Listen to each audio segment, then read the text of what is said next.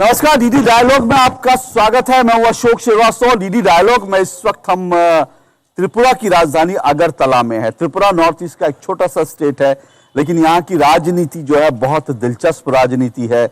कुछ ही राज्य ऐसे हैं जहां पर हम कह सकते हैं कि देश में एक वैचारिक जिनको आधारवादी पार्टी कहा जाता है, लेफ्ट यानी कि वामपंथी मोर्चा, और बीजेपी जिसको राइट विंग की पार्टी कहा जा सकता है। तो ये एक ऐसा स्टेट है जहां लेफ्ट वर्सेस राइट की जो है सीधी टक्कर होती है। तो इस वक्त हम त्रिपुरा के अगरतला में हैं और जनता पैलेस में बैठे हैं। यहाँ का जो है खास जो है यहाँ का लैंडमार्क है। और मैंने ये जो पहना हुआ है, ये जो इसको यहाँ पर रिशु कहते हैं, ये ट्रेडिशनल जो है यहाँ का जो ट्राइबल जो है घर में जो जिसको बनाते हैं, ये वो रिशु है जिस वक्त मैंने पहना हुआ है। तो जाहिर सी बात है त्रिपुरा में है तो यहाँ के लोकल इश्यूज की बात होगी और चुनाव को लेकर जो चुनावी परिदृश्य उस सब पर बात होगी। और उस पर बातचीत करने के लिए हमारे साथ बहुत खास मेहमान इस वक्त मौजूद हैं। हमारे साथ त्रिपुरा के जो उप मुख्यमंत्री हैं, हमारे साथ जिष्णुदेव बर्मन जी हैं। और जिष्णुदेव बर्मन जी जो है वित्त मंत्रालय भी संभालते हैं, यानी कि यहाँ की जो आर्थिक व्यवस्था है उसके ऊपर भी जो है ये हमको तमाम जानकारी देंगे।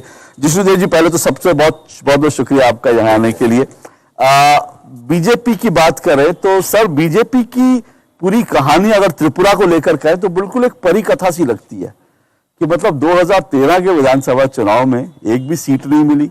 50 सीटों पर बीजेपी लड़ी थी, 49 पे जमानत जब्त हो गई, 1% वोट मिला और 5 साल बाद बीजेपी सत्ता में। यहां पर कैसे आप देखते हैं अब, क्योंकि ये एक रियल टेस्ट है। पिछली बार तो चलो पलटाई का नारा दिया और आप लोगों ने पलट दिया, लेकिन इस बार क्या होगा, क्या आपको लग रहा है? क्योंकि लोग कह रहे हैं कि इस बार बीजेपी के लिए यहां पर अपनी सरकार को बचाना एक बड़ी चुनौती है। देखिए, पहले जो आपने तो इंस्ट्रक्शन दिया है लेफ्ट वर्सेस राइट, वो थोड़ा सा गलत हो गया कि वो लेफ्ट अभी लेफ्ट आउट है नहीं, लेफ्ट अब लेफ्ट आउट हो गया। अच्छा। और हम राइट नहीं है, हम नेशनलिस्ट पार्टी है। Neither we are left, neither we are right, we are nationalist party, mainstream party आप कह रहे हैं। नेशनलिस्ट पार्टी है, हाँ। राष्ट्रवादी पार्टी है। और वो जो चिंताधारा है लेफ्ट राइट, वो बहुत पश्चात का है, वो जो वेस्टर्नाइज चिंताधारा है। हम और मैं बीजेपी में आज 30 साल हो गया मेरा। और एक बात है कि इस बार हम जो लड़ रहे हैं, आप जो बोल रहे 1.5 से हमने सरकार बनाया, उसको ही कहते हैं हम लोग मोदी मैजिक। ठीक ना, हम बोलते हैं ना मोदी है सब कुछ मुमकिन है, वही है। इसका एक क्या बोलते हैं उदाहरण है, ये अच्छा खाता उदाहरण है त्रिपुरा राज्य। और चुनाव का बात हम लोग कॉन्फिडेंट है। हम एक पार्टी है जो 55 सीट लड़ रहे हैं, 5 सीट अपने अलायंस को दिया है। और कांग्रेस जो नेशनल पार्टी अपने आप को कहते हैं कि वो बड़े नेशनल पार्टी है, 60 सीट तो दूर की बात है, 13 सीट में लड़ रहा है। बिल्कुल। और सीपीएम जो इतना दिन कांग्रेस वाले को मारा काटा मर्डर किया, ये लोग अब कांग्रेस के साथ घूम रहे हैं। तो अद्भुत एक परिस्थिति बनाया है दोनों ने। जो इधर का जो आम आदमी है वो स्वीकार नहीं करेंगे इसको, क्योंकि एक था ऑपोजिशन पार्टी कांग्रेस, एक था रूलिंग पार्टी सीपीएम। दोनों में इतना लड़ाई हुआ, बहुत सारे कांग्रेस नेताओं का, एमएलएस का हत्या हो गया सीपीएम के द्वारा। और इसके बाद कांग्रेस सीपीएम के साथ जाना ये आदमी लोग ग्रहण नहीं करेंगे। इसलिए आप इसे, आपकी पार्टी के लोग, तमाम नेता इसे अनहोली अलायंस कह रहे हैं। आपको लगता है अनहोली अलायंस है ये अनहोली अलायंस तो है ही, ऑप्चुनिस्टिक अलायंस है जिसका कोई इश्यू नहीं है। इश्यू है कि बीजेपी को हटाओ, वेरी नेगेटिव इश्यू, इसलिए हटाओ बोल नहीं पा रहा है। ये लोग बोल रहे हैं कि हमारा टाइम में क्या हुआ, वो संतरास हो रहा है। हमारा टाइम में कोई बड़ा नेता और कोई कार्यकर्ता का हत्या नहीं किया गया, मर्डर नहीं हुआ। सीपीएम टाइम में तो कांग्रेस का अपना परिमल शाह को हत्या किया गया, एमएलए था चोरीलाम में, जहां से मैं लड़ रहा हूं। और मधुसूदन शाह बनवालीपुर का, उनका भी हत्या हो गया। हत्या होते होते जाके देखा कि एसडीएम ऑफिस में घुस के एसडीएम को हत्या किया गया। तो ये जो संतरास बोल रहा है भाई, ये हमारा टाइम में नहीं है, था वो सीपीएम के टाइम में। उग्रवादी का व्यवसाय किया है लोग ने, extremist business was run by them.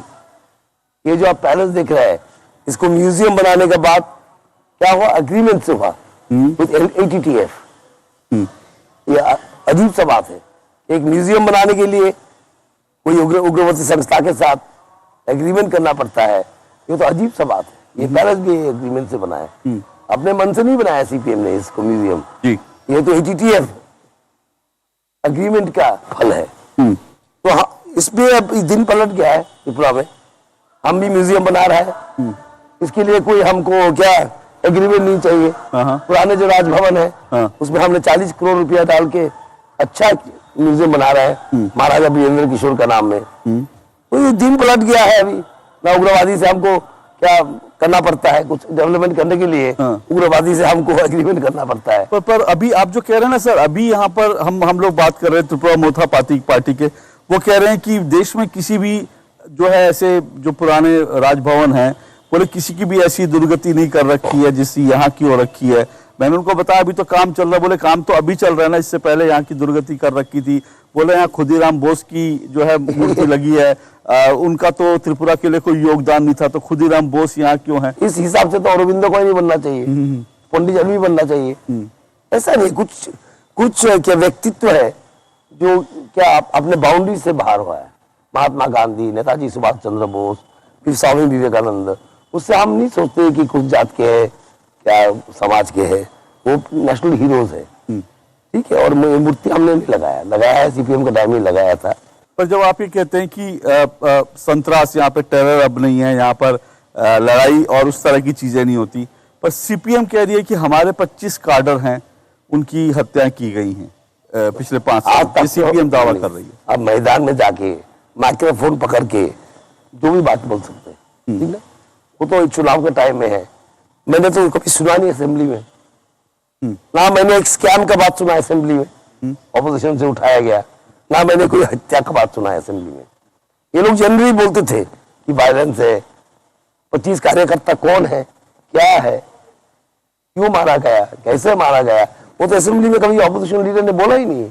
पर सर चुनाव टाइम में वो माइक्रोफोन में बोल रहा है, इससे क्या मतलब है? पर चुनाव घोषित की जब घोषणा हुई उसके बाद यहाँ पर पॉलिटिकल वायलेंस की कई घटनाएं हुई हैं। करीब, अगर मैं ऑन रिकॉर्ड कहूँ तो करीब 20 पॉलिटिकल वायलेंस की घटनाएं दर्ज हुई हैं। कुछ लोग कह रहे हैं कि पश्चिम क्या त्रिपुरा जो है वेस्ट बंगाल के रास्ते पर जा रहा है, कि वहां पर भी पॉलिटिकल वायलेंस जो है इलेक्शन के बाद खूब सारी हुई। देखिए, मैं त्रिपुरा में बहुत दिन से राजनीति करता हूँ। त्रिपुरा में हर चुनाव के बाद इतना वायलेंस होता था, हजारों कांग्रेस का घर जला देता था, ठीक ना, हर इतना रिफ्यूजी कैंप्स खोलते थे शरणार्थी के लिए। ये तो बीजेपी टाइम में है ही नहीं, ना शरणार्थी बना, उल्टा जो शरणार्थी मिजोरम से आए थे उनका सेटलमेंट हमने कर दिया। 23 साल बाद, 23 साल झुलते रहा वो रियांग शरणार्थी, ब्रू शरणार्थी, उनका हमने सेटलमेंट कर दिया। तो वायलेंस त्रिपुरा में इस तुलना में है ही नहीं। CPM के टाइम में तो जो इलेक्शन जीतने के बाद वायलेंस करता था, अजीब सा बात है। आप गांव में जाइए, देखिए, आदमी व्यस्त है, वायलेंस लेके और पॉलिटिक्स लेके, दलबाजी लेके नहीं, आदमी व्यस्त है, अपना मकान बना रहा है, अपना खेती ठीक कर रहा है। अभी आदमी लोग क्या कर रहे हैं, focused on development, not focused on political violence. हमने जो देखने का ट्रेंड, ठीक ना, वो हमने बदल दिया है। ओके, पर जिष्णुदेव जी, एक आप CPM और कांग्रेस के जिस अलायंस को आप अनहोली, और आप कह रहे हैं कि अनहोली अलायंस है और ये अपॉर्चुनिस्ट अलायंस है, लेकिन ये जो अलायंस है इसमें कोई दो राय नहीं कि ये बीजेपी को हराने के लिए, बीजेपी को हटाने के लिए बोले। लेकिन इसमें एक वोट परसेंट हम अगर देखें तो पिछली बार बीजेपी का जो वोट परसेंट था और कांग्रेस और CPM का वोट परसेंट अगर मिला लें तो आपसे 0.5 ज्यादा था। तब हमने काम शुरू नहीं किया, जो आप दिखा रहे हैं 0.5 विश्लेषण कर रहे हैं, वो तब हम पावर में आए नहीं थे, हम ऑपोजिशन पार्टी के नाते में इलेक्शन लड़े। ये 5 साल जो हमने काम किया वो एड ऑन नहीं होगा। और कुछ लोग कहते हैं एंटी इनकम्बेंसी फैक्टर भी हो सकता है। एंटी इनकम्बेंसी किस कारण में होगा? ना स्कैम है, लॉ एंड ऑर्डर अच्छा है, डेवलपमेंट वर्क तो 25 साल में जो नहीं हुआ वो हुआ है। हमने बड़े बड़े मकान नहीं बनाए CPM जैसा। CPM ने बड़े बड़े मकान बनाए, इसके अंदर सब खाली है, और मकान बनाने से क्या होता है मुझे मालूम है। मैं फाइनेंस मिनिस्टर हूँ, आरडी मिनिस्टर भी हूँ, पावर मिनिस्टर भी हूँ, प्लानिंग एंड कोऑर्डिनेशन का मिनिस्टर भी हूँ। चार बहुत बड़ा दफ्तर मेरे पास है, 4-5, ठीक ना। ये जो बिल्डिंग बना रहा है अगरतला में, इतना बिल्डिंग बनाया, इसके अंदर है क्या?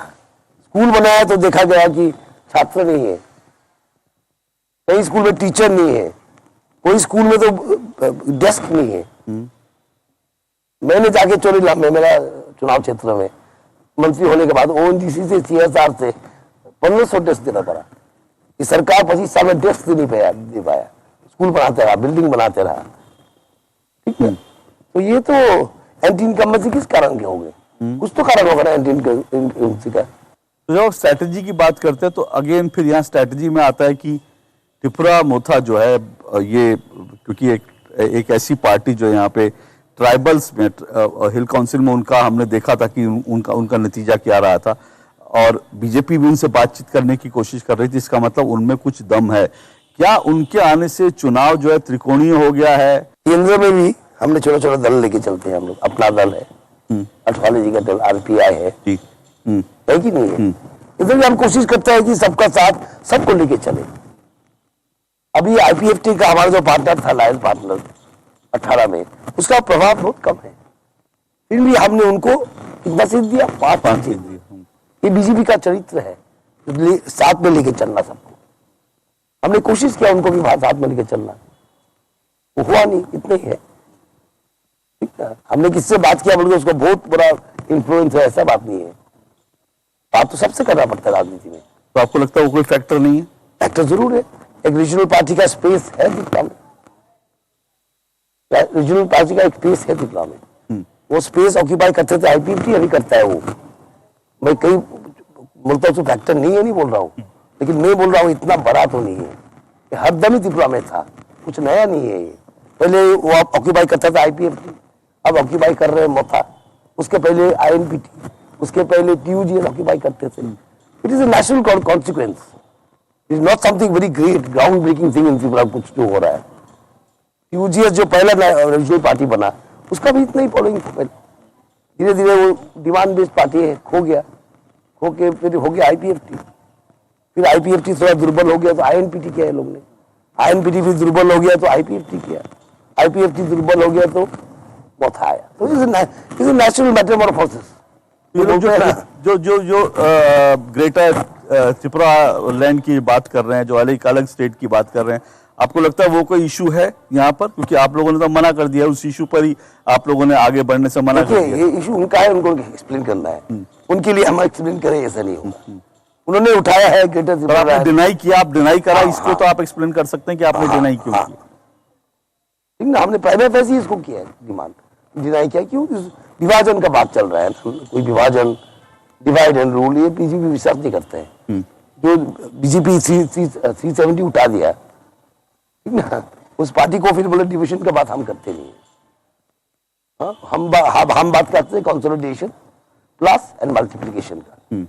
डिवाइड एंड सब्सट्रैक्शन हमारा मैथ में है ही नहीं। और वो ये कह रहे हैं कि जो एथनिक लोग हैं यहाँ पे, जो ट्राइबल हैं, बोल रहे हैं उनके लिए सरकार ने कुछ नहीं किया, इसलिए हमको ये डिमांड करनी पड़ी। ट्राइबल के लिए कुछ किया तो ये सरकार ने किया।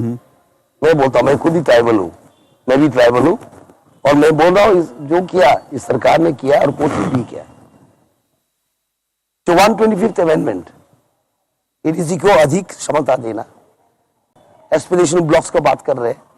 त्रिपुरा में 12 एस्पिरेशन ब्लॉक्स हमने आते आते बना लिया। सारा भारतवर्ष में पहले एस्पिरेशन ब्लॉक्स कहां पर हुआ? त्रिपुरा पर हुआ। वो भी कहां हुआ? 12 का 12 है, बहुत रिमोट ट्राइबल एरियाज में। देखिए एक चीज और, आपने एक आंकड़ा दिया था कहीं पर, आपने कहा था कि भाई ये जो बजट है त्रिपुरा का, उसमें से 60%, चाहे रूरल डेवलपमेंट मिनिस्ट्री के अंदर हो कहीं पर हो, 60% पैसा जो है वो ट्राइबल उस पर खर्च होता है। क्या ये फैक्ट है, ये आंकड़ा? हाँ। अब मैं आपको बताऊं, जब सीपीएम थे इट वाज उल्टा, वो खर्चा नहीं होता था, क्योंकि नॉन ट्राइबल एरिया मोटा मोटी डेवलप हो गया है त्रिपुरा में इतना दिन विद टाइम। मैं मंत्री होने के बाद मैंने बोला कि ये लोग लेस डेवलप्ड है, तो lion share of the RD budget, rural development budget जाना चाहिए full ADC area, partial ADC area में। जहां फुल एडीसी एरिया है और जब पार्शियली, एडीसी एरिया है उसमें जाना चाहिए, उसके बाद नॉन एडीसी एरिया। इसने भी नहीं किया, 65% उधर चला गया, उधर चला गया। और आप देखिए ना, ज्यादा से ज्यादा प्राइम मिनिस्टर आवास योजना कहाँ बन रहा है? ट्राइबल एरिया में बन रहा है। ओके, ज्यादा से ज्यादा एग्रीकल्चर का काम कहाँ चल रहा है? ट्राइबल एरिया में चल रहा है। ज्यादा से ज्यादा आरडी का, सड़कों का काम कहाँ चल रहा है? एडीसी एरिया में चल रहा है। वो तो आप ना नहीं बोल सकते ना। जो माइक्रो ग्रिड का बात किया मैंने, 500 गांव माइक्रो ग्रिड देना, जहां पर बिजली नहीं पहुंच सकते हैं ग्रिड से, तार से नहीं पहुंच सकते हैं, और फ्री इलेक्ट्रिसिटी मिलेगा लोगों को। बिकॉज पहले था रोटी मकरा मकान, रोटी कपड़ा मकान, अभी रोटी कपड़ा मकान और बिजली चाहिए, ठीक ना। बिजली पहुंचाने हैं, हमने सौभाग्य से पहुंचाया, फिर भी कुछ गांव ऐसा रह गया जहां पर ऑन ग्रिड नहीं हो सकता है, ऑफ ग्रिड ही करना पड़ेगा। इसके लिए हमने 80 करोड़ रुपया देके केंद्र से लाके हर 500 ट्राइबल ग्राम, जनजाति ग्राम जो है उसमें हमने डाल दिया। आपका जन्म भारत की जब आजादी हुई 15 अगस्त, उसके ठीक 10 साल बाद जो है 1947 में भारत को आजादी मिली, 1957 में जो है आपका 15 अगस्त के दिन ही जो है आपका जन्मदिन है, जन्म हुआ। अब क्योंकि मैं इसलिए पूछ रहा हूँ कि आप डेवलपमेंट की बात कर रहे हैं और त्रिपुरा जो है नॉर्थ ईस्ट का डेवलपमेंट एक बड़ा मुद्दा रहा है, और प्रधानमंत्री जो है अमृतकाल की बात करते हैं, तो अमृतकाल तो है आपका भी थोड़ा सा पीछे है, अभी अमृतकाल आपके 75 वर्ष अभी नहीं हुए 10 साल बाद होंगे, लेकिन ये अमृतकाल त्रिपुरा के लिए जो है, यहाँ के डेवलपमेंट के लिए, नॉर्थ ईस्ट के लिए क्या ऐसी चीजें हैं जो आपको लगता है त्रिपुरा जो अब बदल रहा है, और जो आप दावा कर रहे हैं कि पहले यहाँ डेवलपमेंट नहीं होता अब यहाँ पर तेजी से, आपने कई उदाहरण दिए, उसके अलावा मोटे तौर पर क्या यहाँ के लोगों की जिंदगी में बदलाव आया, ये कहा जा सकता है? मैं बात करता हूँ, पहले होते थे ज्यादा ठेकेदारी का काम, और अर्बन एरियाज में काम किया, बिल्डिंग बनाया। अब 20 साल सरकार रहे तो कुछ ना कुछ बिल्डिंग उठेगा ही। दिल्ली से पैसा मिलना है तो कुछ काम करके दिखाना है ना। तो it was more of showcasing, दुकान के शोकेस होता ना, वो शोकेसिंग था, वो पेनिट्रेशन नहीं था। आज बीजेपी आने के बाद हम हरदम सोचते हैं लास्ट माइल डिलीवरी कैसे दें। अब लाइवलीहुड क्या होना चाहिए? अब जहां पर गांव में, पहाड़ों में, उधर तो टाटा बिरला और ये फैक्ट्री लगाने वाला नहीं है, तो कैसे लाइवलीहुड बढ़ाए उसका? ठीक ना। लाइवलीहुड बढ़ाने के लिए agriculture, horticulture, new ways horticulture वो करना चाहिए, और life stock, ARDD, animal resource को बढ़ाना चाहिए। और एनिमल रिसोर्स तो CPM टाइम में भी देते थे, लेकिन हैंड होल्डिंग नहीं था, देते थे मर जाते थे सब। आज ऐसा नहीं है, हैंड होल्डिंग हो रहा है। सर, आप जब लाइवलीहुड की बात करते हैं, एक मैं रिपोर्ट देख रहा था, मैं उसी पर पूछा, क्योंकि कई लोग इस पर सवाल भी उठा सकते हैं। पिछले 5 साल में यहाँ किसानों की जो इनकम है वो 6,800 रुपए से बढ़कर 11,000 रुपए हो गई है, ये वो रिपोर्ट कहती है। पर कुछ लोग ये सवाल भी उठा देते हैं कि भाई ये रिपोर्ट जो है कितनी सही है, क्या वास्तव में त्रिपुरा में किसानों की आमदनी इतनी बढ़ गई है, क्योंकि देश में तो ऐसा दिखता नहीं। ये लोग बोलने के बाद सर्वे कर लेना, वो लोग ये लोग अगर तो बैठ के लगता नहीं है बोलो से नहीं है, लगता नहीं कि सूरज पूर्व से उदय होता है, वो बोलो से नहीं होगा, ठीक है ना।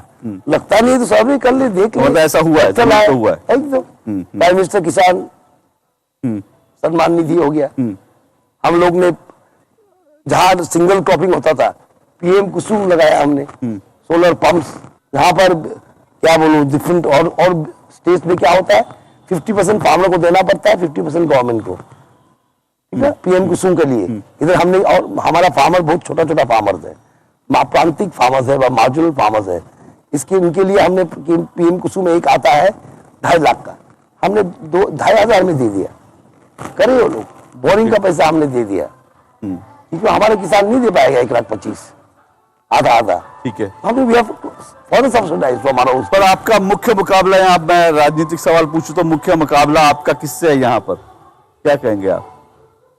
मुख्य मुकाबला मुझे लगता नहीं कोई है, मोथा तो रीजनल पार्टी है, उसका अपील है लिमिटेड टू ट्राइबल एरियाज, ठीक ना। ठीक है। कांग्रेस का तो शक्ति नहीं है, 13 सीट दिया है, और CPM का तो इतना अपशासन था, मुझे लगता नहीं CPM का समय में क्या आदमी लोग वापस जाना चाहते हैं। वो मेरा फीलिंग से मैं टूर करता हूँ त्रिपुरा, और हमने तो पिछले बार बोला चलो पलटा है, इस बार बोल रहे हैं हम लोग चलो भविष्य बनाए, तो भविष्य हम बनाते हैं, चलिए हम पॉजिटिव है, पॉजिटिव एटीट्यूड का एक प्लस होता है। लगता नहीं हुआ इसमें दाल में कोई काला है, ये बोल बोल के तो नहीं होगा ना। दाल में काला है तो कहाँ पर काला है, वो काला चीज क्या है बोलना चाहिए। लेकिन ठीक है, आप कह रहे हैं पॉजिटिव इशू है, आप किसी को टक्कर में नहीं मान रहे। मोथा, त्रिपुरा मोथा की बात करेंगे, 20 सीटें तो हैं ही वहां पर जिस पर हो सकता है। और बाकी जैसे मैंने कहा, अगर ये सारी पार्टियां, तृणमूल कांग्रेस भी लड़ाई में है, कुल मिलाकर के आपको लगता है कि कोई ऐसी सिचुएशन आ सकती है अगर हम जैसी, क्योंकि कई लोग यहाँ पर कह रहे हैं कि इस बार 4 कोनों की लड़ाई है, अगर हम जैसी सिचुएशन आ जाती है तो आप किसके साथ जाना पार्टी पसंद करेगी बीजेपी? देखिए, ये हाइपोथेसिस है और पॉलिटिक्स हाइपोथेसिस नहीं चलता है, पॉलिटिक्स चलता है सर्कमस्टेंसेस से। हाइपोथेसिस का जवाब मैं आज दूं वो नहीं हो सकता है। Okay, political you can not run politics on hypothesis. क्या अगर ऐसा हो जाए, अगर आसमान गिर जाए, अगर हम नहीं जीते, अगर हम सब सीट मिले, लेकिन एक चीज यहाँ हो चुकी है, जो ये तो आप कह रहे ठीक है चुनाव का, एक चीज यहाँ हो चुकी है, वो ये है कि बीजेपी ने मेरे ख्याल से 2 या 3 मुस्लिम कैंडिडेट को भी यहाँ टिकट दिया है, लेकिन वो ऐसे लोग हैं जो सीपीएम से आए। तो मतलब अब बीजेपी के दरवाजे सब पार्टियों के लिए मतलब आप लोगों ने खोल दिया कि जो आए, जिस पार्टी में टिकट ना मिले बीजेपी में आए, तो विनिंग के लिए क्या, जीत के लिए? मैं आपको बोलता हूँ, बीजेपी का ये नियम ही है, हम दरवाजा खोल के रखते हैं क्योंकि हमारा पार्टी में छोटा रहा त्रिपुरा में, आज सत्ता में अच्छा सत्ता चलाया हमने 5 साल। और बीजेपी के लिए वो कांग्रेस वाले ने बोला था हमको, कांग्रेस जो नेता अभी बहुत बड़ा बड़ा बात कर रहा है, उसने तो बोला था मैं चैलेंज करता हूं बीजेपी एक मुस्लिम कैंडिडेट देके दिखाओ। हमने 2 दिया, बोला मैं राजनीति छोड़ दूंगा, अभी तक तो छोड़ा नहीं। अच्छा, हमने 8 क्रिश्चियन कैंडिडेट, 7-8 क्रिश्चियन कैंडिडेट दिए हैं, बुद्धिस्ट कैंडिडेट हमने 3 दिए हैं। तो जो सांप्रदायिक क्या क्या बोलते हैं हमारे नाम में, वो चलता है त्रिपुरा में, वो तो नहीं चलेगा ना। और सबसे बड़ा बात है जो त्रिपुरा के इतिहास में लिखा रहेगा, हमने 12 महिला कैंडिडेट दिया है, कभी त्रिपुरा में नहीं हुआ। पॉलिटिकल हिस्ट्री ऑफ त्रिपुरा में कभी 12 कैंडिडेट कभी दिया नहीं। महिलाओं को तो यहाँ पर आपने अभी से सरकारी नौकरी में भी यहाँ 33% आरक्षण महिलाओं के लिए कर रखा है। तो आपको लगता है महिला वोट, तो वैसे भी मोदी जी के नाम पर काफी महिला वोट पड़ता है, तो आप महिला वोट से काफी उम्मीद कर रहे हैं सर? देखिए, वोट की बात छोड़िए, हम सोचते हैं महिला सशक्तिकरण के बाद, ठीक है, ठीक ना, इससे वोट आए तो अच्छा है। हमने वो कोई महिला को तुष्टिकरण नहीं करने गए, हमने जो महिला का वो था अधिकार था वो दिलाया, ठीक ना।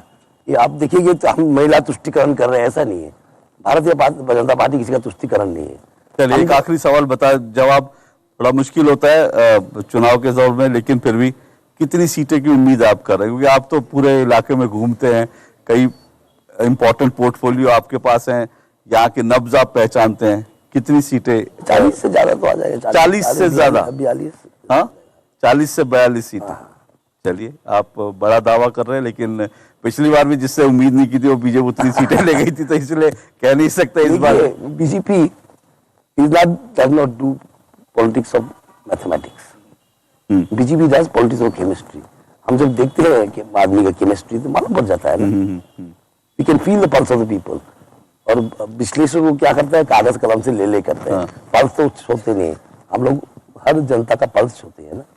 चलिए, केमिस्ट्री या मैथमेटिक्स जो भी होगा, निर्णय 2 मार्च को आएगा। 16 तारीख को वोट यहाँ पर डलने हैं और उम्मीद जो है बीजेपी कह रही है कि हम लोग 42 से ज्यादा सीटें जो है ला सकते हैं। मैं फिर कह रहा हूँ, बीजेपी की जो यहाँ पर राइज है वो बिल्कुल परिकथा जैसा है। 2013 में किसी ने सोचा नहीं था, लेकिन 25 साल के वामपंथी शासन को, लेफ्ट फ्रंट की सरकार को हराकर बीजेपी सत्ता में आई। बीजेपी दावा कर रही है कि इस बार डेवलपमेंट, पहले चलो पलटाई था, अब चलो भविष्य बनाई के मुद्दे पर हम चुनाव लड़ रहे हैं। और इसलिए बीजेपी का दावा जो है उसमें कितना दम है, उसका जो नतीजा है, उसके लिए हमें 2 मार्च तक इंतजार करना पड़ेगा। बहुत बहुत शुक्रिया विष्णुदेव जी, आप यहाँ पर आए, डीडी न्यूज से बात की, बहुत बहुत शुक्रिया आपका। तो डीडी डायलॉग में फिलहाल इतना ही, इजाजत दीजिए, नमस्कार।